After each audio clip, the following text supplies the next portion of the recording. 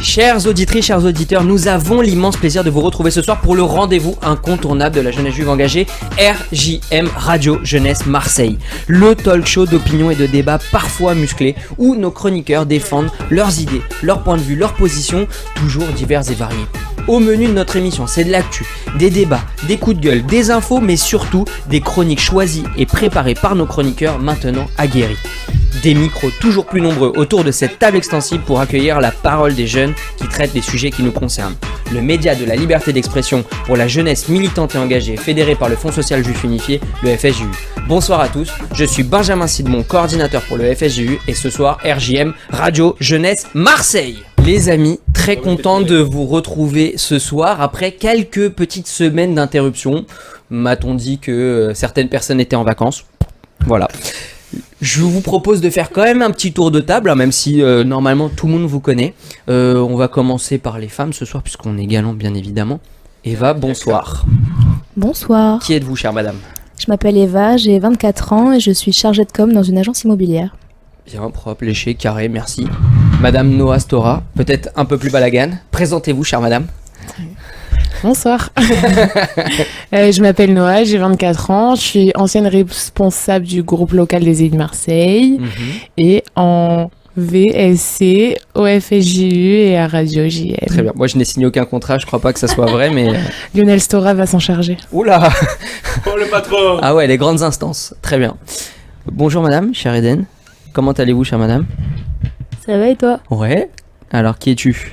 Eden, je suis présidente de l'UEG de Marseille en VSC au Fonds social juif unifié à Marseille. Très bien, double diplômée, trésorière, machin, truc, on s'en fout. Allez. Naomi. Bonsoir. Bonsoir. Naomi. Une revenante. Ouais. Alors, Fondatrice. fondatrice de l'émission, tout à fait. On a deux fondateurs, hein, trois, je me compte quand même dedans. Un peu. Ouais. Alors vas-y, présente-toi. Je m'appelle Naomi, j'ai 23 ans. Ouais. Et ancienne directrice du Bnei Akiva à Marseille. Et infirmière. Infirmière à Marseille aujourd'hui. Toujours à Marseille. Voilà, toujours à Marseille, Avant le grand départ. si Dieu veut. Si Dieu veut. Cher Nathan, bonsoir, désolé de te déranger. Bonsoir, je remplace Léo ce soir. Je suis un homme occupé. Qui êtes-vous, cher monsieur ? Je m'appelle Nathan Sverling, j'ai 25 ans, je suis journaliste à Radio GM par le VSC du FSJU, donc Ouais. comment c'est VSC ? En service civique, en VSC. Merci, Tu l'as en très bien service dit. civique. Et je suis aussi correspondant à la Provence, mais surtout d'abord étudiant en journalisme à Media School, Je Marseille. viens de recevoir un message de Laura Saint, rédactrice en chef de la radio, qui me remercie de te refaire venir dans ses bureaux que tu n'as pas vu depuis presque un mois. Écoute, il y a des travaux, d'accord. Ben, bonsoir. Bonsoir. Alors, qui es-tu ? Qui es-tu ? Je suis Benjamin Palais, ancien responsable du Bnei Akiva à Marseille. J'ai ouvert un nouveau centre, donc je suis du coup responsable du Bnei Akiva, Ok. mais à un autre endroit. Ok. Où ça ? Dans le 9e, à la synagogue Tiferet Israël. Voilà. Oh. Ouais. C'est ouvert ? Oui, Il y a du monde ? On peut le dire officiel. Oui, ça va, il y a pas mal de monde. Ouais, Beaucoup ok. d'enfants, il y a un gros potentiel. Très Et, bien. je suis en 2e année de comptabilité à la Cadnel. Très bien. Propre, léché. Merci les amis. J'aime quand les présentations sont aussi vives et propres, carrées. Merci. Je vous propose qu'on passe tout de suite à une minute actu. Et alors là, pour le coup, une minute vraiment d'actualité puisque c'est une minute Israël. La minute actu. Minute Actu Israël, nouvelle minute dans cette émission, mais quand même importante de la placer en plus avec le contexte actuel, sachant que je rappelle qu'on est bientôt le 7 février, donc 4 mois après le 7 octobre. Naomi, tu as décidé de faire une Minute Actu Israël, nous t'écoutons. Donc pour reprendre depuis le début, le 7 octobre, le Hamas, organisation terroriste, a organisé l'invasion avec plus de 2000 hommes par les airs, la mer et la terre du territoire israélien. De nombreux kibbutzim et un festival sont pris pour cible, faisant un nombre incalculable de victimes et près de 250 otages. Le 7 février, nous rentrerons dans le 5e mois de la guerre entre Israël et Gaza. Presque la moitié des terroristes sur le territoire ennemi ont été éliminés par les forces de Tsahal, selon le ministre de la Défense israélienne. De notre côté, nous comptons la perte malheureuse de 562 soldats, dont 225 sur le territoire à Gaza, et plus de 1460 civils depuis le début de la guerre. Les dernières informations sorties du New York Times aujourd'hui disent que 32 otages sur les 136 restants sont décédés. Les victimes de ces actes terroristes sont d'origine et de nationalités diverses. Et nous comptons 41 victimes françaises et encore 3 otages français retenus à Gaza. Le président de la République, M. Emmanuel Macron, a annoncé l'organisation d'un hommage de ces victimes le 7 février sur la place des Invalides à Paris. Le Premier ministre Benyamin Netanyahou a promis de continuer la guerre jusqu'au bout, qu'elle poursuivra jusqu'à l'élimination du Hamas et jusqu'à la victoire. Ceux qui pensent que nous allons arrêter sont déconnectés de la réalité. Alors moi je vous dis, restez bien connectés, car malgré la difficulté des temps, l'augmentation de l'antisémitisme et de l'antisionisme dans le monde, la victoire est proche et nos otages rentreront à la maison, à Israël Chai. Amen. Bravo Nao pour 7 minutes. Alors je rappelle quand même si l'émission sortira un peu plus tard, mercredi 7 est organisé sur le parvis de la gare Saint-Charles un hommage aux victimes français tombés en Israël. C'est important de le dire, hein. C'est pas un hommage pour ceux qui sont tombés en Israël, israéliens ou même d'autres nationalités, c'est vraiment pour les Français. On fera aussi un hommage comme on le fait chaque année pour Ilan Halimi aussi à la mairie de Bagatelle. Alors on l'organise avec le Fonds Social et Émilie Fraîche, on fait une diffusion du film 24 jours auprès de lycéens, d'étudiants dans la mairie de Bagatelle, et après on fera la commémoration comme d'habitude. Donc voilà, c'est important, il y a 2 commémorations dans la même semaine. Voilà, il y a des semaines où on n'a rien, des semaines où on a des commémorations, il faut y aller, c'est important, et on attend bien évidemment tout le monde, et bien évidemment notre président à nous, Lionel Stora, qui signe des VSC et qui vient aux hommages et qui représente le Fonds Social, sera là. Merci infiniment Nao pour cette minute actu Israël, et on passe à la minute écho. La minute écho. Nouvelle minute dans cette émission. Amy est très satisfaite de pouvoir faire encore et encore des nouveaux jingles. Nouvelle minute, oui, avec AS, bien évidemment. Minute économie. C'est une nouvelle minute dans cette émission. Ben qui tenait à faire cette minute. Alors en plus de ça, on est sur une vraie minute éco assez calée. Comme on fait ici des minutes juridiques où les gens s'endorment, on espère que cette minute ne va pas donner somnolence à nos auditeurs. Nous t'écoutons. Un peu plus d'optimisme et teinté d'inquiétude. L'OCDE a révélé la semaine dernière sa prévision de croissance mondiale pour 2024, tout en alertant sur un risque de nouvelle hausse de l'inflation si les attaques terroristes des Houthis en mer Rouge devaient se poursuivre. Or, nouveau choc géopolitique inattendu, la croissance mondiale est attendue plus forte que lors des précédentes prévisions. D'après l'OCDE, donc qui est l'Organisation de coopération et de développement économique, le PIB mondial devrait augmenter de 2,9 contre 2,7 estimé en novembre. L'institution parisienne observe en revanche attentivement la mer Rouge, point de passage central du commerce mondial avec quelques 12% du trafic. Celui-ci fortement perturbé depuis la mi-novembre par des attaques de rebelles en soutien à la cause palestinienne et à l'organisation terroriste du Hamas, et en chute de près de 30% sur un an d'après le FMI, Fonds monétaire international. Afin d'éviter les risques, les navires contournent ce canal en passant par l'Afrique et le cap de Bonne-Espérance, à l'instar de la CMA-CGM, qui a annoncé vendredi suspendre de nouveau le transit de ces bateaux par la mer Rouge. Ce trajet, plus long et coûteux, devrait se répercuter sur les prix des marchandises et donc sur les ménages directement. Si elle s'avérait persistante, la hausse des coûts de transport maritime pourrait gonfler l'inflation en 2024 à hauteur de 0,4 points de plus au bout d'un an environ au sein des pays développés, estime l'OCDE dans son rapport trimestriel. Or, c'est justement grâce au ralentissement de l'inflation, couplé à la baisse des taux d'intérêt des banques centrales, notamment la Fed et la BCE, qu'une reprise économique durable pourrait voir le jour selon les grandes institutions internationales.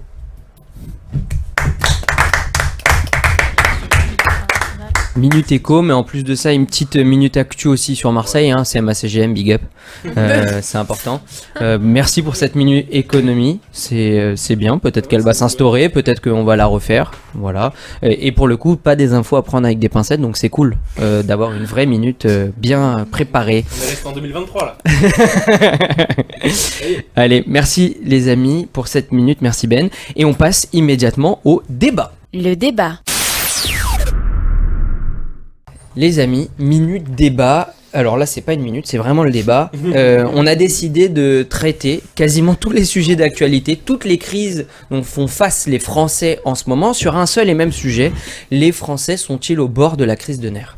Les Français au bord de la crise de nerfs, on a un mouvement de protestation des agriculteurs, on a une colère des taxis, on a une colère des professeurs, on a des attaques au couteau. On a des sénateurs qui ont vu leur avance de frais de mandat augmenter de 700 € par mois, des députés de 300. On a notre cher président qui est en Suède en train de manger des petits fours. Donc la question qu'on va se poser ce soir, c'est est-ce qu'on n'a pas une France à deux vitesses? Et surtout, est-ce que vraiment on a un pays qui est au bord de l'implosion? On a une nouvelle attaque au couteau, comme je le disais justement juste avant. À la gare de Lyon, l'accusé en possession de médicaments, les troubles psychiatriques semblent être une alternative au procès, un nouvel événement qui amène à s'interroger sur le contrôle de la sécurité en France. Et aujourd'hui, on peut le dire, les chiffres sur les attaques à l'arme blanche ne sont même plus collectés en France, donc on ne sait même pas où on en est, mais tous les jours des nouvelles actualités. Sur les santé financières des Français, qui est au cœur des débats, on a des protestations, notamment dans le cadre de l'inflation. On a des agriculteurs qui sont en colère, qui exigent une amélioration des conditions de travail, de leurs revenus, l'aplanissement des normes, notamment les normes européennes. On a des taxis qui s'organisent et qui font des opérations escargots également, eux pas en tracteur mais avec leurs taxis, notamment à cause de normes qui vont entrer en vigueur dans leur activité. En compensation, ils gagneront 1 à 2 centimes de plus par kilomètre parcouru si la loi passe. Et de l'autre côté, comme on le disait, on a des sénateurs qui ont vu leur salaire passer de 5 900 € à 6 600 € par mois. C'est important pour payer leurs charges. Et des députés de 5 650 € à 5 950 € par mois. Les agriculteurs et les taxis sont pas les seuls à protester en France. La semaine dernière, on a aussi les enseignants qui se mobilisaient contre la mise en place du choc des savoirs qui devait rentrer en vigueur dans la rentrée 2024. On a des classes de niveau pour les français et les mathématiques. On a aussi des classes d'options qui vont disparaître comme les bilingues, les latins, la chorale, etc. Et effectivement, on a la création d'un collège à deux vitesses. On a la France qui est fracturée depuis quelques semaines, on l'a dit, avec une inflation très élevée, une hausse des factures d'électricité et de gaz, avec des manifestations des agriculteurs, des taxis, des enseignants, avec en plus l'appréhension de l'organisation des JO, qui est un vrai problème, qui chamboule toute l'organisation des Français. On l'a entendu, il faut même se faire livrer nos colis avant les JO, après les JO, pour pas que ça soit aussi trop problématique pour les livreurs. Et de l'autre côté, on a des députés, des sénateurs qui augmentent leurs revenus, Macron qui pavane, etc. Donc, qu'est-ce qui se passe en France? Est-ce qu'on est dans une grosse cocotte minute qui est sur le point d'exploser? Ou est-ce que, on a une France à deux vitesses qui continue de fonctionner comme ça? Est-ce que vous pensez aujourd'hui que c'est la crise de nerfs? Est-ce que là, les Français, ils en ont ras-le-bol? Est-ce que vous en avez ras-le-bol? Puisque vous êtes des Français, je crois, comme les autres. Moi, je pense que c'est pas récent. Ça fait quand même un moment. Ouais. Donc, c'est pas une crise de nerfs, là, c'est une dépression. Hein. Non, mais sérieusement, enfin, la hausse des prix, l'électricité, enfin, moi, je sais que j'en fais les frais, c'est terrible, quoi. Mm-hmm. Moi, si j'étais agricultrice, je sortirais, quoi. Ouais. Tu trouves que c'est sain, une colère comme ça, descendre dans la rue et... Non, mais c'est le droit de manifester, bien sûr qu'on ait le droit de faire ça, et bien sûr qu'ils le font. Enfin, moi, je pense que maintenant, chacun ici présent à cette table, si notre boulot était impacté, on aurait fait la même chose. Et je pense que c'est hypocrite pour certains de dire que ils font chier parce que ils nous font chier à nous, ils nous impactent à nous. Ouais, mais en fait, eux, ils sont au bord du suicide et personne les écoute. Donc mais leur manifestation, elle impacte notre travail. Moi, pour aller à l'hôpital, par exemple, j'habite à 10 minutes de l'hôpital de la Timone, j'ai mis plus d'1 heure à y aller. Et j'allais arriver en retard et j'avais des autres infirmiers qui attendaient pour rentrer chez eux qui ne pouvaient pas partir tant qu'ils n'ont pas fait la relève. Donc il y avait des enfants qui n'étaient pas pris en charge parce que je travaillais en pédiatrie. Donc leur manifestation impacte notre travail. Donc oui, ils peuvent manifester pour leur travail, mais si ça impacte sur le tien, c'est compréhensible que ça énerve. Est-ce que toi, tu es derrière les agriculteurs? Est-ce que quand même tu trouves que leur revendication est plutôt saine? Est-ce que c'est justifié? Bien sûr, c'est légitime. Bien sûr, c'est légitime. Ils ont le droit de manifester. Ils ont le droit de pouvoir récupérer des droits qui leur reviendraient. Je suis d'accord avec ça. Mais du fait que ça impacte sur le travail des autres, je trouve pas ça très correct. Moi, j'ai une question. Je comprends tout à fait ce que tu dis, hein, vraiment. Mais est-ce que si ça impactait pas notre vie au quotidien, ce qu'ils font, on en aurait quelque chose à faire? Parce qu'en vrai, si juste ils descendaient dans la rue et qu'ils gueulaient un coup, on serait en mode ok, c'est des gens qui gueulent. Après, t'as ceux qui s'informent, ceux qui s'informent pas et ceux qui en ont quelque chose à faire et d'autres non. Le fait est que moi aussi, ça me saoule tous les matins de mettre 30 minutes à arriver au taf. Mais ça rentre dans mon cerveau, tu vois, qu'il y a quelque chose qui va pas. Après que ça rentre dans notre cerveau à nous, c'est une chose, mais que ça rentre dans le cerveau de nos politiques, c'est autre chose. Parce que bon, on l'a vu avec les gilets jaunes, on l'a vu. Ça veut dire que si tu pars de ce principe-là, quand il y a les écolos les plus hargneux, si je puis dire, qui sont assis par terre et qui veulent pas bouger, qui bloquent toute la circulation, t'es d'accord avec eux? Et qu'il y a des gens qui sont des ambulances, des camions de pompiers qui avec des personnes entre la vie et la mort, donc qui bloquent toute la circulation. Mais c'est pas envers eux enfin c'est pas à eux qu'il faut en vouloir. C'est à l'État. Non, et en fait le fait il y a que des manières de manifester. Non. Si. Ah non, il y a pas de manière de manifester. Alors dans tous les cas, on doit bloquer tout le monde et alors je suis 100% avec les agriculteurs, je précise, mais parce que on m'a raconté une histoire un petit peu similaire à ça, un peu plus grave. Il y a eu quelqu'un qui a fait un arrêt cardiaque à côté de mon école et comme je suis dans le 12e, donc on est obligé de passer par la L2 et tout était bouché. Malheureusement la personne est décédée enfin il n'a pas pu être pris en charge, donc ça m'a mis un peu un coup. Alors je suis toujours avec les agriculteurs et je comprends 100% leur mais comme je l'ai vu sur le groupe, je l'ai pas rencontré en vrai, j'aurais bien aimé qu'il soit là ce soir, mais il a dit allez directement devant la préfecture, devant les mairies, etc. Déjà, il faut comprendre que quand on manifeste, peu importe que la manière que ce soit fait, il y a 80% de chances que ça soit pas écouté et qu'il y ait aucune mesure qui soit prise. Ça, il faut le prendre en compte. Donc, tu sais que t'as peu de chances que ça marche. Tu bloques tout le pays. À quoi ça sert? Ça va arriver. On arrive à quoi? C'est quoi la fin? C'est quoi la logique à ça? Tu vois? Mais bon, au final, mine de rien, en fait, je comprends personnellement tous les avis autour de la table. C'est-à-dire que, d'un côté, je comprends qu'ils manifestent, mais d'un côté, je comprends ceux qui sont impactés par les manifestations, mais je comprends ceux aussi qui sont bloqués parce qu'ils doivent aller à l'hôpital, par exemple. Mais en fait, le truc, c'est que là, actuellement, ils ont arrêté depuis vendredi de faire barrage les agriculteurs. Pourquoi? Parce qu'ils ont commencé à être entendus et qu'il y a un accord de négociation qui va sûrement se mettre en place. Tu vois? Est-ce que Qui a dit ça? De quoi qui a dit ça? Qui a dit Non, c'est-à-dire qu'ils sont plus là en train de bloquer. Après, tout ce qu'ils Mais disent, alors là, tout ce qu'ils font, il y a un monde. Non, C'est la question que je voulais vous poser. Parce que ça arrive. finalement, est-ce qu'ils sont partis de Rungis, des blocages, des centres-villes, parce que Gabriel Attal a joué le jeu et il leur a fait des super annonces et ils sont très contents, ou parce que finalement ils sont juste à la gorge et ils ont besoin de retourner dans finalement leurs fermes, leurs champs, etc. pour aller travailler, parce qu'en fin de compte c'est même l'objet même de leurs revendications. Les agriculteurs aujourd'hui ont arrêté leur blocage dû aux annonces de Gabriel Attal et du ministre de l'Intérieur. Ils sont pas partis parce qu'ils devaient retourner dans leur ferme. C'est les enfants qui se sont occupés des fermes des parents pendant que les parents sont allés bloquer ou sont allés manifester. Donc t'imagines un petit peu dans quelle position aujourd'hui les agriculteurs sont. Ils ont arrêté de manifester, ils ont arrêté de bloquer parce que les délégués syndicaux et les plus gros syndicaux agricoles de France ont dit ça nous suffit pour l'instant. Ils n'ont pas dit que ça allait régler les problèmes, mais ils ont dit que pour l'instant on a eu ce qu'on a voulu. Ça ne mérite plus de blocage intensif comme on le fait. Certains réfractaires sont restés sur place. Certains blocages sont encore en cours, mais ce sont les plus radicaux des syndicaux, des syndiqués plutôt, qui sont restés pour faire entendre leur voix parce qu'ils considèrent qu'il y a un ras-le-bol général dans la profession. Mais aujourd'hui, il n'y a plus de blocage parce que tout simplement, ils ont été entendus par le gouvernement et parce que aussi, ils sont compréhensifs envers les citoyens français qui, eux, doivent vivre. Mais on est d'accord que là, pour l'instant, il n'y a rien qui a été fait. Avec Ce sont des annonces. C'est des effets d'annonces. Alors, les simples annonces sont aussi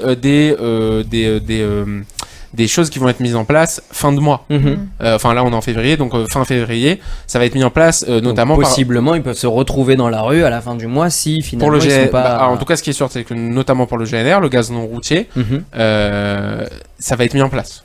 Donc il y a certaines choses qui vont être mises en place de suite, le reste effectivement ça va mettre du temps, mais ils le savent. Donc voilà.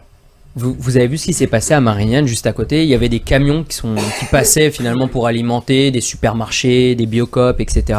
Et dès que dans les camions on se rendait compte qu'il y avait des produits qui n'étaient pas français, ils étaient vidés, les camions, dans la rue, et on les donnait au Resto du Cœur parce que les agriculteurs ne comprennent pas qu'il n'y ait pas de préférence nationale, qui est finalement l'Europe au-dessus.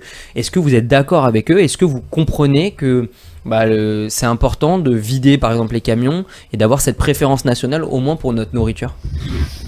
Après, ce qu'il faut comprendre aussi pour répondre à ta question, c'est qu'il y a la problématique des Français derrière. Mhm. La conséquence de la crise des agriculteurs, si on prend le problème de manière globale, c'est parce que on est toujours en recherche du prix le plus attractif. Ouais. Alors, il y a les normes européennes qui font que. Et d'ailleurs, il y a aussi des normes nationales. En France, on en rajoute toujours une couche. Hein, c'est l'Europe qui a instauré ces normes écologiques et sur l'agroalimentaire, etc. Mais la France, il faut préciser, je ne suis pas en droit, donc peut-être qu'il y en a qui auront plus de précision, mais qui ont rajouté d'autres normes sur les normes européennes, qui donc sont encore plus sévères et qui déséquilibrent totalement l'équilibre. Exactement. L'équilibre, c'est exactement ça. Mais est-ce que vous trouvez que c'est normal que finalement nos agriculteurs doivent répondre à des lois européennes, sachant qu'en plus de ça on est des bons élèves en France, hein, on a des lois qui sont respectées, etc. D'autres pays européens, alors là absolument pas, il y en a qui font vraiment n'importe quoi, mais du coup on a des agriculteurs qui sont à la gorge et malheureusement ils voient Caril Le Marchand arriver dans leur ferme. Est-ce que vous trouvez ça normal? Est-ce qu'on devrait avoir une préférence nationale? Mais c'est même pas une question de préférence, c'est une question de logique. À partir du moment où toi, tu dois respecter dans ton pays des normes, tu peux plus utiliser certains produits qui sont vraiment abordables et qui permettent d'avoir une production excellente. Et donc on te dit non, c'est interdit parce que ça va à l'encontre de l'environnement, ça va à l'encontre de la nature, pour les consommateurs c'est pas bien, il faut faire du bio. Et donc tu vas forcément avoir de la production qui est plus chère. Et tu vas te retrouver avec des consommateurs qui disent non, ça c'est trop cher, donc on apporte des choses où les normes ne s'appliquent pas. Donc d'un côté on a les agriculteurs qui disent c'est du foutage de gueule, donc il faut soit arrêter ces normes, et au moins on peut proposer des prix plus attractifs pour les Français, soit les Français s'adaptent et on arrête d'importer. Est-ce que toi tu serais d'accord que ton ticket de caisse augmente parce qu'on est que sur du français et donc plus cher? Non. Non. Donc pour toi il faut pas avoir de préférence nationale. Il faut faire jouer la concurrence européenne. Le prix doit être attractif, mais c'est à l'État de mettre en place des solutions pour ça. Je pense à des aides par exemple. Alors c'est utopique, hein, mais pourquoi pas? On est devant un mur, donc il faut réussir à trouver des solutions. Le pouvoir d'achat des Français avec l'inflation, ça se dégrade de plus en plus. Donc de devoir devoir augmenter les prix pour du bio, etc. Pas tout le monde le ferait, je le sais pertinemment. Donc à voir, on peut proposer... Vous autour de la table, vous êtes ok par exemple manger français mais que le ticket de caisse augmente considérablement? Bon, si je veux trouver moins cher ailleurs, je vais prendre moins cher ailleurs. Donc toi tu prendrais du produit européen et tu préférerais pas un produit français, même si derrière tu sais que t'as des agriculteurs qui sont à la gorge. Bah ouais, mais en fait le truc c'est que en fait, dans ces cas-là, limite, le truc, c'est que si tu penses aux agriculteurs, en fait, tu penses plus au fait que toi, ça a une conséquence, un impact sur toi et sur ton mode de vie aussi. Donc, aussi, je pense que le fait de pas consommer français, il y a deux possibilités, mais ça peut peut-être faire réaliser qu'il faut que les produits français doivent être adaptés au pouvoir d'achat des Français. Oui, ils n'ont pas le choix, ils établissent des prix qui sont en fonction de leur production. Ils peuvent faire un effort. Les agriculteurs, ils peuvent faire un effort. Non, pas l'État. Je pense que c'est à l'État d'agir. Moi, je pense que on se trompe un petit peu de débat. Parce que ce que tu poses comme débat, c'est un débat politique. C'est la préférence nationale. La préférence nationale, c'est un débat un peu éternel de droite, hein, on va pas se mentir, voire d'extrême droite, sur tout. Aujourd'hui, moi je pense plutôt que c'est le mode de consommation des Français qu'il faut changer. Si on veut effectivement consommer français, il faut commencer à consommer français. Ce qu'on ne fait plus ou pas trop aujourd'hui, parce que on est à la recherche de l'attractivité économique, on est à la recherche aussi du prix le plus bas, ce qui aujourd'hui forcément donne le pas à certains qui ne gagnent pas assez pour pouvoir vivre français, si tu veux. Donc je pense que la question c'est pas la préférence nationale et soutenir les agriculteurs par acheter français, c'est plutôt quelles sont les solutions que l'on peut proposer aux gens et aux Français pour pouvoir consommer plus facilement français. Ah oui, parce que dans ta question, c'est est-ce que nous on consommerait français plus facilement que consommer ce qui vient de l'extérieur, même d'Espagne, de tous les pays autour. Enfin, en fait, les gens, quand ils vont faire leurs courses, vu l'augmentation des prix de tout, on regarde que les prix, on regarde pas ça vient d'Espagne, ça vient de France, ça vient de... On regarde les prix, même pas que pour la nourriture, pour tout en fait. Et tout ce qui est produit en France, en général, c'est plus cher parce que la main-d'œuvre est plus chère, parce que les produits de base sont plus chers quand ça vient de ton pays. Donc, oui. Mais donc là, en ce moment, vu le prix le coût de la vie, on regarde pas l'origine, on regarde vraiment le prix. Donc je pense qu'il faudrait donner des aides aux agriculteurs pour leur permettre de faire des prix attractifs. Là, c'est de là où les gens commenceront à consommer français parce que ça sera plus attractif au niveau du prix. Mais je pense qu'au niveau pourcentage de la population, il y a un très petit pourcentage qui regarde vraiment l'origine pour donner de l'argent aux agriculteurs, quoi. Mais en fait, je pense au secteur du luxe. Il y a une cinquantaine, voire plus. On était un peu dans cette problématique, pas exactement la même, mais il y avait énormément de compétitivité entre les pays. Et en fait, comment la France a réussi à se démarquer, c'est grâce à la qualité. Donc, certes, une partie des Français ne regardent pas le prix, mais la qualité peut jouer un rôle. Et on sait que les produits français, de manière générale, sont de meilleure qualité. Donc, dans un premier point, on peut consommer français pour la qualité. Deuxième point, c'est que la France, il y a une quarantaine d'années, était un champion en agriculture. Et était avec des prix compétitifs. Donc, je vois pas pourquoi, si l'État met en place des plans pour redevenir une puissance comme ça, une puissance agricole, on peut pas avoir des prix qui puissent être aussi attractif que l'étranger. Alors certes, les conditions de travail, etc. Mais on va dire que c'est moindre que quand on pense à de la marchandise chinoise, par exemple. Le coût de production est moins important dans de l'agricole que dans la fabrication de baskets, par exemple. Donc, peut-être pour voir plus sur le long terme, avec des plans de relance, pas des plans de relance, mais d'investissement de l'État sur le domaine agricole, ça pourra faciliter l'accroissement des... J'ai pas mes mots. C'est dommage. De toute façon, on a un chaînon manquant, c'est-à-dire que là on parlait des agriculteurs, on parle de nous consommateurs, mais au milieu il y a quand même des gens, il y a des industriels, il y a des centrales d'achat, etc. qui font augmenter les prix, les revendeurs, etc. et qui bougent les marges. Donc peut-être aussi, là c'est un travail du gouvernement, le gouvernement a décidé de travailler sur ça et même de punir ces industriels qui prennent des énormes marges. Donc ça aussi, ça permet aussi de jouer sur les prix. Ce que j'allais te dire, j'ai une info là-dessus, c'est que récemment, du coup, ça a été rediscuté, ces marges-là, parce que par rapport à la colère des agriculteurs, les grands groupes n'ont pas bougé. Voilà. Les grands groupes n'ont pas bougé. Ils ont décidé de ne pas bouger leur marge, ils ont décidé de ne pas bouger de leur statut. En fait, ils ont statu quo, quoi. En mode, écoutez, pour l'instant, nous, ça nous arrange, donc on fait ce qu'on veut et puis on bougera pas. Alors que des commerciales, non pas des commerciales, des revendeurs, on va dire ça comme ça, plus petits, eux, ont bougé leur marge. Ont décidé de reculer leur marge, mais entre 20 et 30%, je crois. Pour aider les agriculteurs à mieux être payés et à mieux se porter, quoi. Donc ça, là pour le coup il y a un vrai travail, mais je pense que c'est vraiment quelque chose de plus ferme qu'il faut faire au niveau du gouvernement. Je suis pas conseiller politique, mais je pense qu'il y a quelque chose à faire effectivement là-dessus parce que finalement c'est eux qui margent énormément sur les produits, quels qu'ils soient, et donc c'est aussi eux qui donnent les prix. Et qui sont aussi des énormes lobbies Bien qui sûr. En plus donc font peut-être tout pour influencer les normes et les lois étatiques. Ok.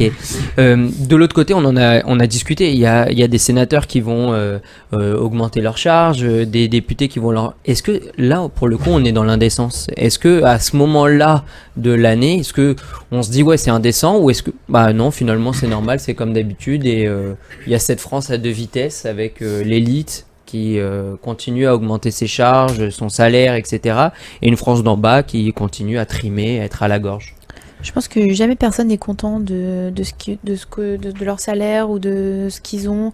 Enfin, je pense que dans tous les corps de métier, les gens se plaignent qu'ils sont pas assez payés. Mais pourquoi en fait? Parce que en général, parce que le coût de la vie augmente et les salaires n'augmentent pas. Chez les infirmiers, par exemple, je peux parler pour moi. Je trouve que dans le public, ça va, ça s'est amélioré. Mais pour une infirmière dans le privé, elle peut être payée entre 11 et 12 euros de l'heure brute. Alors qu'on se dit, des fois, tu vas faire le ménage et tu vas être autant payé, quoi. Et au SMIC, quoi. Voilà. Mm. Donc Ça dépend coûte plus des cher en babysitter. ça dépend exactement, ça dépend des institutions, mais dans le privé c'est payé entre 11 des fois 14 euros brut. Et je trouve que c'est pas assez valorisé, mais voilà, je pense que tous les corps de métier se plaindront de ne pas assez être payés par rapport au coût de la vie aujourd'hui, de ce qui est ce que tu parles des députés, etc. Je pense que s'ils regardent leurs charges, s'ils regardent combien il leur reste à la fin du mois, ils doivent avoir une raison de demander une revalorisation. Mais moi, ce que j'ai lu à peu près sur ça, c'est que les gens disent que, en fait, au lieu de leur donner plus d'argent, ils devraient investir plus d'argent dans le public pour que plus d'actions soient faites, au lieu de leur donner directement dans leur poche, en fait, de leur donner plus de moyens pour faire plus de choses. Mais je suis pas assez calée sur le sujet des députés.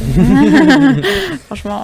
Mais là, on parle en plus de ça, par exemple les infirmières, on parle des agriculteurs, enfin on parle quand même de la base de notre société. Ce sont des métiers des professeurs, on parle de métiers qui sont peut-être le socle de notre France, notre belle France, non ? Et moi je trouve que c'est justement en fait c'est que on a d'un côté en fait il faut aussi prendre la base, c'est que de base les sénateurs et députés ont déjà un très bon salaire, et ce salaire on le valorise. Alors sûrement il y a ses raisons, etc., mais pourquoi il serait plus méritant d'avoir une revalorisation de salaire que des agriculteurs qui nous nourrissent très clairement tous? C'est grâce à eux qu'on peut faire nos courses, qu'on peut se nourrir. Donc moi en fait c'est plus à ce niveau-là que je m'interroge, c'est pourquoi d'autres sont plus valorisés que d'autres. Qu'est-ce qui fait que un sénateur ou un député mérite une augmentation de son salaire pendant que les agriculteurs ne la méritent apparemment pas, à part s'ils manifestent. On n'a jamais vu des députés ou des sénateurs manifester comme les agriculteurs ont besoin de... Ah ouais ? Bon bah, dans tous les cas, ils n'ont pas besoin, donc... C'est juste qu'ils manifestent autrement, en fait, les députés et les sénateurs. Oui. Les députés et les sénateurs, ils manifestent en faisant plus rien. Oui, Tout non, simplement, en ne votant plus de projet de loi, en ne votant plus aucune motion de censure, par exemple. En fait, ils bloquent l'exécutif du pays et le législatif. C'est comme ça qu'ils manifestent, eux. Par contre, on en parle tous les 5 ans. Cette revalorisation, à chaque fois, tous les 5 ou 10 ans. Les sénateurs et les députés sont revalorisés, à chaque fois. Oui, mais quand tu vois qu'ils veulent baisser le SMIC, tu vois. Oui, donc là, c'est une question qui je trouve personnellement, encore une fois, là je mets le côté journaliste de côté, mais les sénateurs et les députés, c'est des gens qui sont assis toute la journée sur une chaise en train de voter des lois pour le pays. Ils sont surpayés, ça on le sait tous. Maintenant ils sont revalorisés à chaque fois, il doit avoir des raisons, on les connaît pas forcément, on peut les connaître si on cherche bien. Maintenant effectivement cet argent pourrait être beaucoup plus utile autre part, mais on connaît aussi le système économique du gouvernement. Il n'a pas changé depuis des années, ça fait des années qu'on revalorise les salaires des députés et des sénateurs. C'est pas parce qu'on... pour l'instant en tout cas, tant qu'il n'y aura pas une autre république, je pense pas que ça va changer. Oui, mais c'est pas justement parce que on le fait depuis des années que ça justifie le fait qu'on le fasse toujours. Et moi, c'est même pas. On le fait c'est tous les 5 ans, en fait, quoi, c'est la question. Ouais, mais on est devenu résilient, quoi. Ouais, c'est en fait, c'est le truc, c'est que tu te poses la question. C'est-à-dire, pourquoi. Un peu comme Gérard. Tu te poses la question, tu te dis, qu'est-ce qui fait qu'un sénateur ou un député est plus méritant qu'un agriculteur ? C'est la vie politique, encore une fois. Parce que j'ai un problème, moi, personnellement, avec la rémunération des politiques en général. Mais ça, c'est un avis qui est personnel. J'ai pas le droit de le dire aujourd'hui. Parce que la politique... T'es bien placé pour le savoir, en plus. Non. Non, je suis journaliste. La rémunération des politiques a toujours été problématique parce qu'on ne sait pas pourquoi ils sont payés. On n'a pas une preuve tangible de leur travail ou de pourquoi leur salaire est si haut. Certains disent que parce que c'est des énarques, parce que ils sont le pouvoir législatif du pays, ils sont le pouvoir exécutif du pays. Moi, je suis pas contre le fait qu'ils soient bien payés. Enfin, je veux dire, aujourd'hui, si la France elle marche dans son système juridique, c'est grâce à eux quand même. Donc c'est sont quand même des piliers. Mais de la même façon que ce sont des piliers du système juridique ou du système politique, on a aussi des piliers du côté, on a aussi des piliers du système agricole du pays. Oui. Sauf qu'ils sont moins entendus, encore une fois. Oui, et c'est tout le problème en fait. Je suis même pas en train limite de faire une critique, juste je suis en train de m'interroger.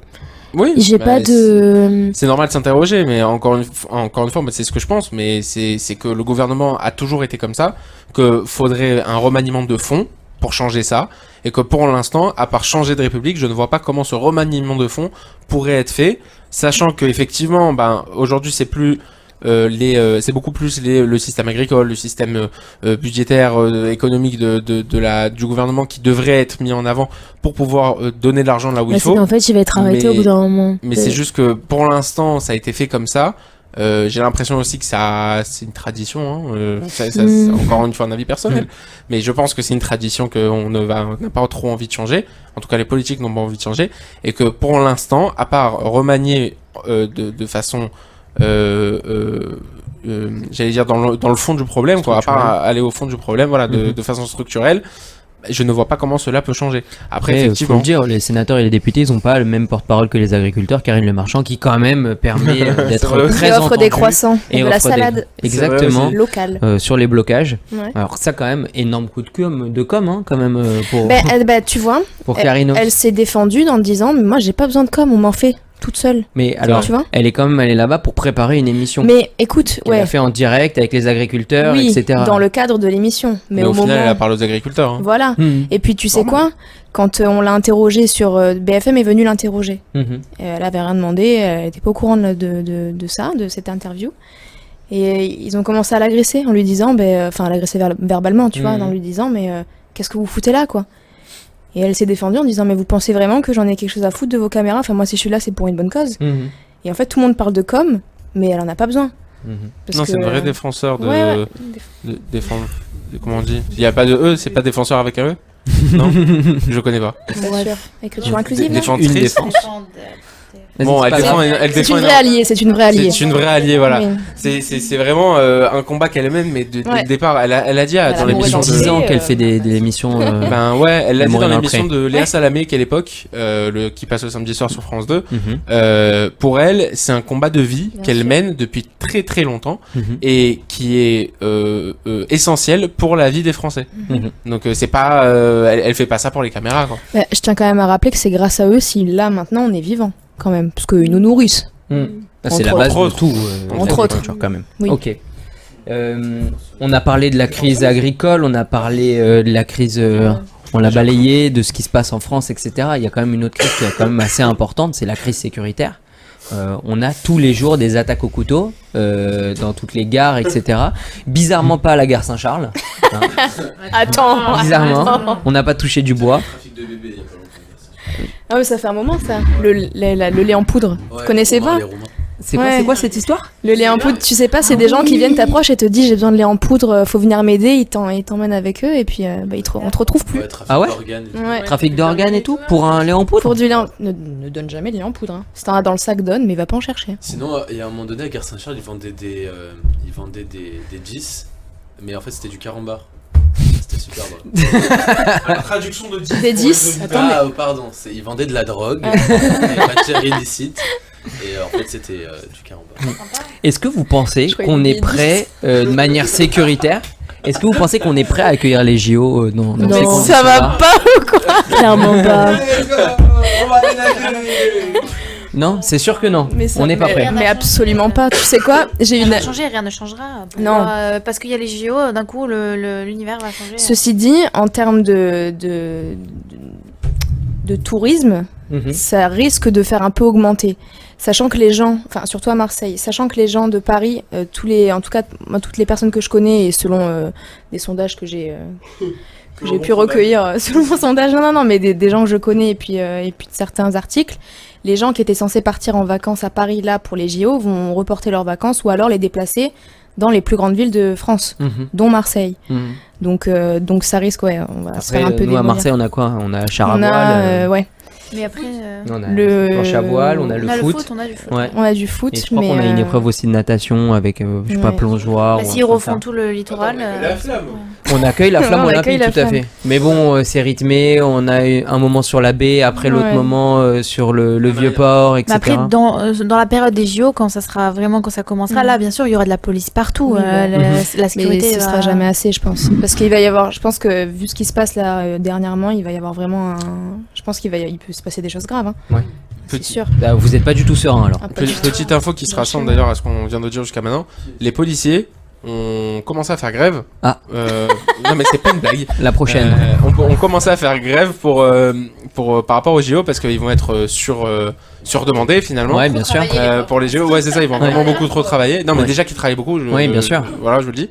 Bah là ils ont fait grève pour avoir une prime pour les JO. Mhm. Notamment, alors pour l'instant ça a été débloqué pour les policiers d'Île-de-France, Ouais. pas pour le reste. Donc on verra. Mais il y a aussi la RATP, mais la RATP c'est, enfin là pour les C'est policiers. le on CFR. parle- Déjà qu'ils finissent Voilà. le tram, tout ça, après on Bah, verra. dites-vous que quand même pour les policiers on parle de 2000 € de prime. Mhm. Pour les par policier, pour la RATP, on parle de 12 € de l'heure, même pas. De la journée, Quoi pardon. De 12 € de la journée. Je me suis dit 12 € de l'heure, ils sont très très Non, bien payés alors. 12 € de la journée au niveau de la prime. Ok. Et sachant que c'est pour 8 heures de boulot, sachant que ça ne compte pas dans les heures de boulot normales. Mhm. Enfin bref, c'est n'importe quoi. Mhm. Donc il y a pas mal de corps de métier là qui vont commencer à faire grève au fur et à mesure Ouais. s'ils obtiennent pas Vous ce avez qu'ils vu veulent. aussi qu'ils récupèrent aussi les retraités en agent de sécu. Oui. Ils ont demandé aux Ouais. retraités s'ils pouvaient revenir travailler. Ouais. Et C'est vrai qu'on se- on se les gens contente du de rien. Crous sont déjà virés. Voilà, je vous le dis. Ça y est. Ah, ça y est Ouais. Ouais. Super. Voilà. Mais ils ont récupéré 2 places. Ils ont récupéré 2 pour places, aller bien voir sûr. le ping-pong. Ouais, Moi, ouais, ça ouais. serait grave. Ça aussi c'est terrible, il faut en parler puisqu'on est jeunes là. Ouais. Les, Ça, les gens crise du Crous- logement dans le Crous. Non mais c'est quand même fou, les gens du Crous qui donc prennent un appartement du Crous parce qu'ils ont pas assez d'argent pour pouvoir se payer un vrai appartement, sont virés Mhm. pendant les vacances, et encore même pas les vacances parce qu'il y a Oh, des pardon. moments où c'est les tests, les partiels, ils sont virés de chez eux pour des gens qui viennent pour les JO. Mhm. Ok, douche froide. Moi, j'ai une amie Oui. qui a été virée et qui là est dans la rue. Non mais c'est une blague. Mais là tout de suite là, mais ça Ouais, va ouais. commencer encore. Ça Non, veut dire non, genre, non, elle mais est même genre, pas elle a chez des reçu. Elle sera dans la rue cet été. Elle sera dans la rue. Ah, Elle est pas ici, dingue, elle est à hein. Strasbourg, la pauvre. Enfin, elle vit à Paris, mais elle a les parents. Du coup, Pourquoi du une coup, à tout compensation moment, À part les Si, deux ils ont places, 2 là, places. c'est tout. Ils ont 2 places. Il lui reloge nulle part. Non. Juste vous Non. bah, sortez. elle a voilà. Oui, tout à fait. Donc, Juste, tu elle fais va gage devoir pendant 2 mois et après tu retourner, reviens. Et stat quand même assez intéressante. Bon là c'est pour Il Paris. leur donne pas des sous Mais pour la partir nuitée dans un hôtel à Paris pendant les JO coûtera en moyenne 629 € la nuit. Ah ouais. Cool, ouvrez des hôtels. Les prix ont quintuplé. Voilà. Mais ça, c'est normal. Bah oui. Ouais, oui. c'est du ouais. Ils ont une opportunité, faut la saisir. Tout à fait. Beaucoup de- Mais quid de ces gens qu'on vire du Crous et qui vont sûrement vivre sous des ponts à Paris le temps que... c'est quand même assez fou, non? Donc ça c'est encore une crise qu'on pourra rajouter. Hein, Bah moi si j'étais étudiante, avec je des bougerais nouvelles pas. grèves. Pareil, tu as je pas le choix. manifeste dans mon appart. Tu Eh n'as ben pas le choix. ramène la police et fais-moi sortir de chez moi. Je sortirai pas. Ça, c'est sûr qu'ils vont te virer, hein. Ils vont Bah te ils vont sortir, pas hein. ramener. Un manu militaire. Mais ils te donnent même pas d'argent pour te le reloger ailleurs? Non. Bah je ferai une manifestation dans mon appart. Heureusement que t'habites chez Moi, tes je parents. hein. barricade, moi, Ah je ouais barricade. clairement. Voilà. Bon Sinon, bah je- écoutez je- peut-être je- que... Je vais louer ma chambre, je vais gagner des sous. Il n'y a pas de serrure. Il n'y a pas de serrure dans les Crous. Oui. Dans certains Crous. Il y en a, mais ils ont tout le monde a les clés. Tout le monde a les clés. C'est-à-dire, tu rentres chez toi, il y a l'électricien là sur le compteur. Anecdote. Et alors il y a une fille du Crous que je connais qui a un appart avec donc un appart du Crous. Un jour, elle arrive, elle dort. Maintenant, elle dort dans son lit. Oui, ils rentrent tous. Et il y a le chauffagiste qui est arrivé Bien sûr. et qui a commencé à réparer son chauffage alors qu'elle était dans son lit En train de dormir. en train de dormir effectivement à 7h30 du matin, sachant que la fille que je connais n'était pas habillée. Oula. Parce elle est chez elle, elle fait ce qu'elle veut. Ouais. Et bah voilà, le mec est rentré normal. Il est venu, oh je suis venu réparer le chauffage. Il arrive, je suis là, c'est moi. Génial. Donc voilà, je vous dis, voilà ce que certains vivent. Les amis, sortons quand même... Ne dormez pas. Ne dormez pas tout court. Ou habillez-vous. Ou habillez-vous. Ouais, dormez bien. Les amis, Voilà. je résume quand même. Une crise agricole, une crise énergétique, une crise sécuritaire, une crise dans l'éducation nationale, une crise dans les transports. C'est quoi la suite pour vous? Petite Bah, boule la de Troisième cristal. Guerre mondiale, hein. Troisième guerre mondiale. Ah, on est. Les enseignants. Ouais, les les enseignants, enseignants, ouais, crise ouais. de l'éducation nationale, on l'a dit. Bah, c'est la prochaine, c'est la guerre. Bon, comme dirait l'autre, la guerre civile. Mais non, c'est savoir réparer là où il faut réparer et savoir aller chercher Mais les solutions là où il faut les chercher. Je pense qu'on a trop entamé là pour que ce soit réparé aussi Mais facilement. non, mais il y Tu vois. a les JO, hein, il faut quand même tanker avant les JO quand même. Hein. Ouais, mais. Faut tanker avant les JO. Hein. Voilà. Ça va être dur pour Macron. Hein. Et en plus de ça, on a notre ami C'est pas le Biden pire qui quinquennat, hein. est persuadé d'avoir discuté avec François Mitterrand, qui est le président de l'Allemagne. Biden ce week-end, il s'est trompé, il a dit que c'était François Mitterrand le président de la France. Et en plus de ça, il a dit François Mitterrand président de l'Allemagne. Donc je pense qu'aux prochaines élections, on aura Trump aussi en face. Donc, Oui, d'ailleurs, les élections, enfin les pré-élections ont commencé et il a été voté dans les primaires. ouais. Et il a été voté dans plusieurs États. Voilà. Voilà, c'est Ah, top. mais il a été On accepté. pourra à rajouter une petite participer, crise alors. géopolitique, ça pourra toujours faire plaisir. Merci les amis pour ces nombreuses crises qu'on a évoquées ensemble. Hein. C'est bien, c'est réjouissant comme Conclusion, sujet de c'est rentrée. la crise. Voilà. Et heureusement pour vous, vous n'êtes pas dans des logements du Crous. Hein, sinon, on aurait dû en plus vous retrouver des logements pour la prochaine émission. Merci infiniment. Les amis, je vous propose qu'on passe immédiatement à la minute e-sport. La minute e-sport. Nathan, comme à ton habitude, tu as travaillé sur une minute économique. Donc, c'est pas vrai. Minute e-sport. Tu essayes de nous rendre moins bêtes. Oui. Parce que c'est quelque chose d'abstrait, c'est quelque chose de compliqué, etc. Mais toi, tu vulgarises, tu fais en sorte que on puisse comprendre ces choses très compliquées. Et là, aujourd'hui, tu vas nous parler de la LFL. Oui, la LFL.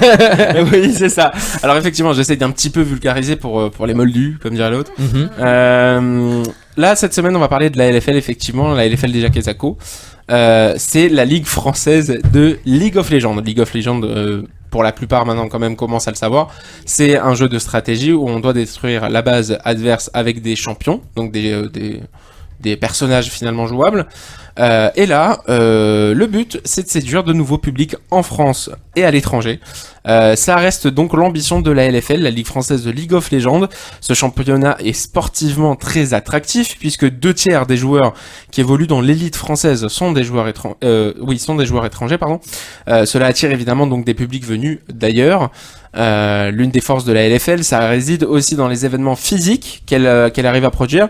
Et à ce niveau, l'éditeur et le coproducteur du championnat Riot Games et Webedia promettent une saison inédite cette année avec toujours donc les LFL Days le 7 et le 8 février, donc demain et après-demain. Au palais Nikaya de Nice, mais aussi des finales qui auront lieu en public alors qu'elles se jouaient en ligne jusqu'à maintenant. Guichet fermé garanti donc avec l'engouement des fans français pour des structures populaires et fédératrices comme la Carmine Corp, Solari, Vitality ou encore Aegis et Gentlemates, structures plus jeunes mais soutenues par des influenceurs comme Zerator, Squeezie ou encore Gotaga. Le diffuseur de la ligue sur Twitch, OTP, a également fait peau neuve, a modernisé ses studios. Le but donc de la LFL est de faire mieux encore que l'an passé. Webedia revendique 35 millions de vues pour les matchs de la LFL de la saison dernière, avec un pic de 163 000 spectateurs en simultané. On peut néanmoins noter donc un rendez-vous pour nous les sudistes. La Div 2 sera à Aix-en-Provence le 2 juillet prochain pour le plus grand plaisir des Provençaux, mais surtout des passionnés des claviers et des souris. Bravo. Et c'est quoi la Div 2 ? La Div 2, c'est donc la division 2 de la LFL, de la Ligue française de League of Legends. On peut faire carrière dans que le oui. gaming. Oh que oui. Faut juste être un peu jeune et un peu talentueux. Un peu ? Énormément. Énormément. Alors oui, effectivement, faut aussi un peu connaître. Certaines personnes, ça marche. Comme dans tout, hein. Quand on a des contacts, c'est plus facile. Mais aujourd'hui, ça devient de plus en plus ouvert. Mais quand on est joueur, qu'on a du talent dans un jeu vidéo, on peut percer sur l'e-sport. Faut pas se doucher, faut pas trop se doucher, Et il faut être très fort à faire deux choses en même temps. Oui, jouer et parler aux gens qui nous regardent, machin. Alors pour les joueurs un peu moins, c'est plus parler à ses coéquipiers, mais effectivement pour les streamers, donc ceux qui en fait c'est un peu les animateurs hein, d'internet, effectivement il faut savoir jouer et parler en même temps pour pouvoir animer un live. Quel métier, incroyable. Joindre l'utile à l'agréable. Exact. Ils vont vouloir une revalorisation aussi. J'ai peut-être qu'ils vont vouloir une revalorisation. Je crois pas. Je crois qu'il n'y a pas de crise de gaming. Malheureusement, c'est du mécénat. Eux, ils dépendent vraiment juste des gens qui les suivent et des cadeaux qu'on leur donne. Magnifique. Bravo. La générosité, finalement. Merci infiniment pour cette minute e-sport qui vulgarise ces choses très compliquées. On va passer immédiatement à la minute Torah. La minute Torah. Minute Torah, un peu de spiritualité dans cette émission et surtout un peu de hauteur, s'il vous plaît, parce qu'on est trop terre à terre, les crises, etc. On en a marre. Parlons un peu de spiritualité. Eva, nous t'écoutons. Tu vas vite retomber, hein. Oh là. Parce que la paracha Mishpatim, donc cette semaine, Mishpatim qui veut dire loi en hébreu.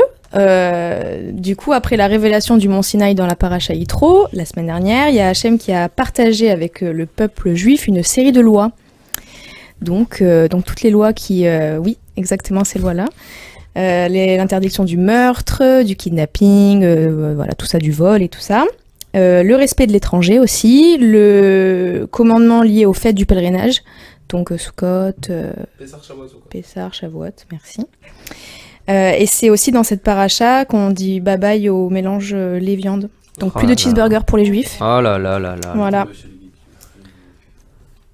Comme il a dit. C'est pas compris. Oh non plus, j'ai pas entendu. C'est ce que tu viens de dire, l'oté vachaligeti, Ah oui. il ne faudra pas cuire la Oui, oui. noix de sa mère. Du coup, Hachem, suite à ça, renouvelle sa promesse au Bnei Israël de, non pas des burgers, mais de leur donner une terre promise. Et le peuple juif s'engage donc, après cette annonce d'Hachem, de respecter ses lois et proclame nous le ferons et nous écouterons Hachem. Et c'est là que Moshe va partir au mont Sinaï, va gravir le mont Sinaï et va y rester donc 40 jours et 40 nuits. Voilà. Sachant que la paracha Mishpatim, elle contient 53 mitzvot. Donc il y a 23 commandements et 30 interdictions. C'est le commencement. Bravo. Voilà. Je me suis applaudi. Vous savez, la dernière fois, je me suis posé une question, mais je crois que j'ai pas la réponse exacte. C'est combien on peut faire de mitzvot à notre échelle? Combien il en reste? Combien à notre échelle on peut en faire combien par exemple? Non, justement, il en reste que 89, je crois, 80, entre 80 et 90. J'avais entendu un chiffre comme ça Je aussi, sais plus entre 80 et exactement. 90. Il y en a beaucoup qui étaient par rapport au temple, donc Ouais, forcément. c'est ça. Combien à notre échelle on peut en faire? Ce serait important de savoir quand même. Mais c'est entre 80 et 80, je sais plus exactement. Ouais. Bon, en tout cas, C'est dommage, il n'y a pas Rabbi Jonas pour nous répondre cette semaine. ouais, il a dû rentrer dans sa contrée lointaine où il fait froid. Exactement. Moins 8000, c'est-à-dire Londres. Merci pour cette minute Torah, Eva, et je vous propose qu'on passe à notre dernière minute, la minute promo. La minute promo. Minute promo, les amis. Qui veut prendre la parole? Le Bné. Alors, Le Bné Tiferet. Le Bné, bon, d'abord, je commence Bné rue Dragon, d'abord, the first.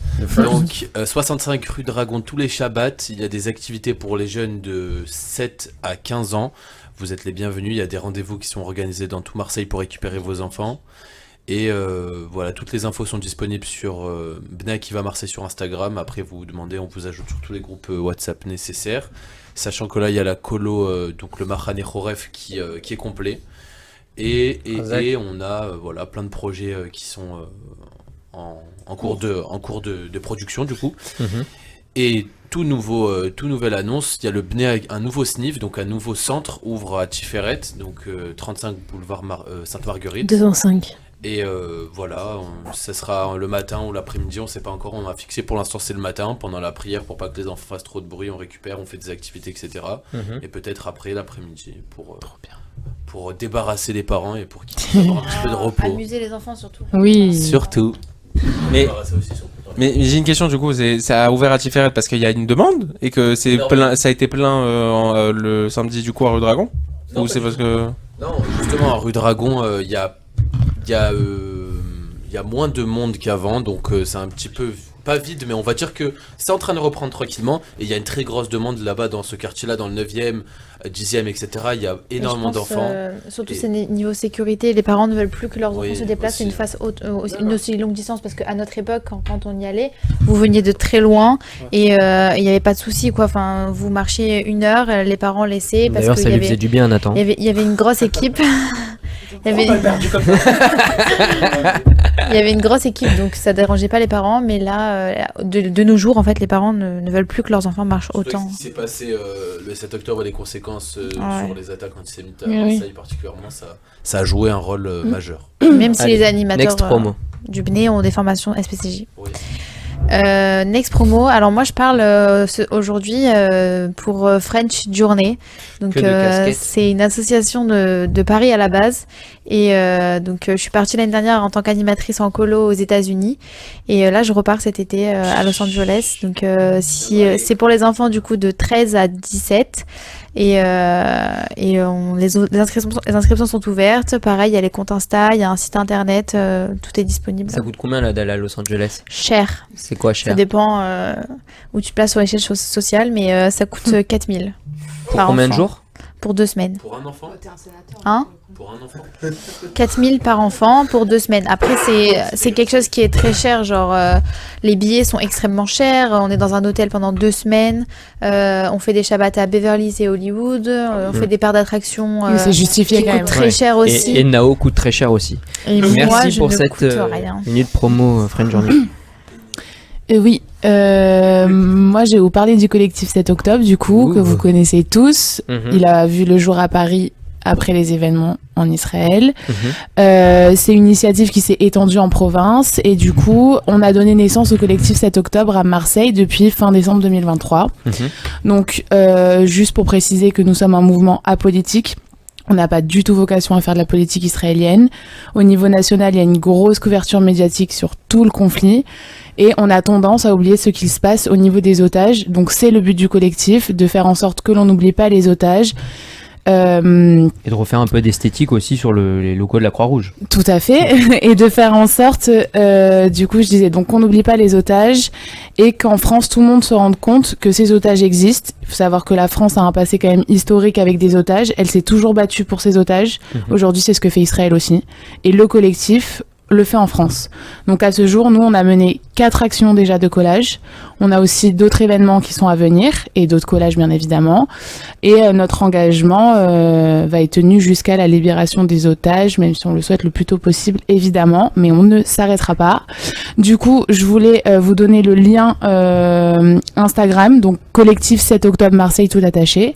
Comme ça, vous pouvez retrouver nos actions. Et aussi parce que nous sommes des bénévoles et qu'évidemment, on a besoin de fonds pour mener nos actions à bien.